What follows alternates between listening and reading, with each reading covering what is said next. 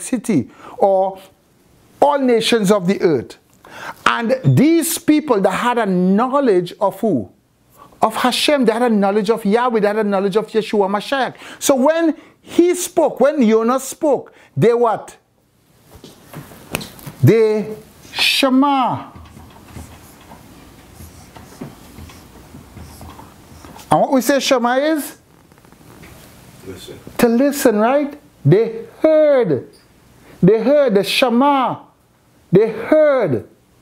And when you heard is that, you see the ayin at the end? Is that when you hear, meaning when you understand a thing, when you feel cognizant of a thing, your eyes what?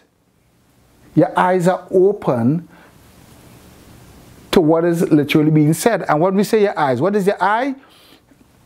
What the eye does, it sees, right? So now you literally see that when you see what? You understand. That which this word here literally means to understand, meaning you understand how this thing is literally working because you what? You pay attention. That's what the fear is literally doing. So now, this word, fear, what is it really saying? When you look at this word fear, where is it coming from? Where does this word fear coming from? What is the root of this word? This emotion. Because you got to remember the Hebraic people, they're very what? They're very emotional. Pragmatic, emotional. So they relate with every emotion in their body. How they relate to the Creator is with every emotion. There is nothing abstract about the Hebraic people. So now, this fear is coming from a place that they know exactly what is. What is. So now, remember Jonah was on the boat. And when he was on the boat, what he said to them? When he was under the juniper tree, what he said to Yahweh? Who can remember what he said to Yahweh? Who can remember? When he was under the juniper tree, what he said? He said, it's better that I what?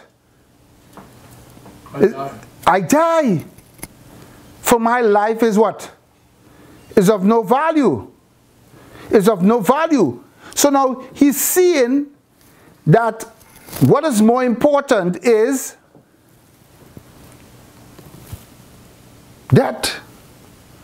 But death in itself is not an annihilation, as I said before. It's what? Is another state or another position or another place in where you are now placed. So now what is really going on here when he say now you have the fear of Yahweh, now you have the fear of all the persons in where?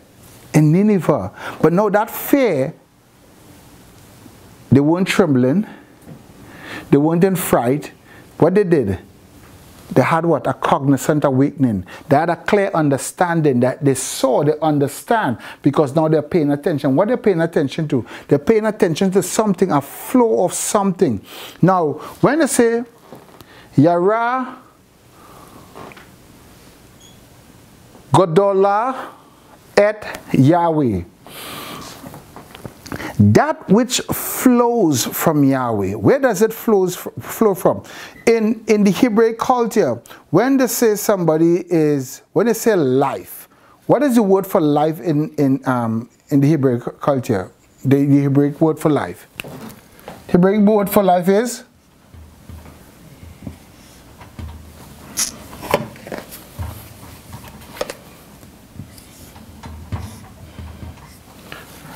What is that? Chayeh, right? And what does this literally mean? Chayeh. Chayeh is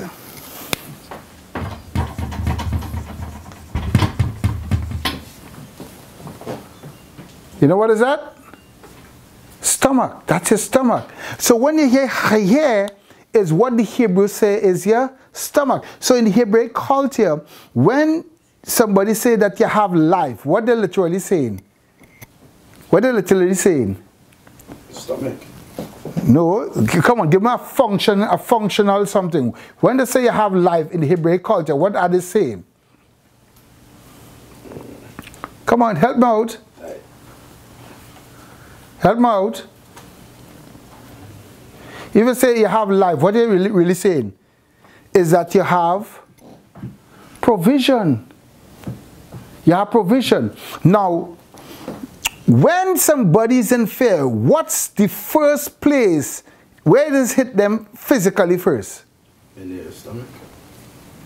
Why is that? What does happen to your stomach when you get fearful? It gets twisted up. It gets twisted up here. You can't even explain it. And every single person, once they're in fright, what has happened? The stomach started what?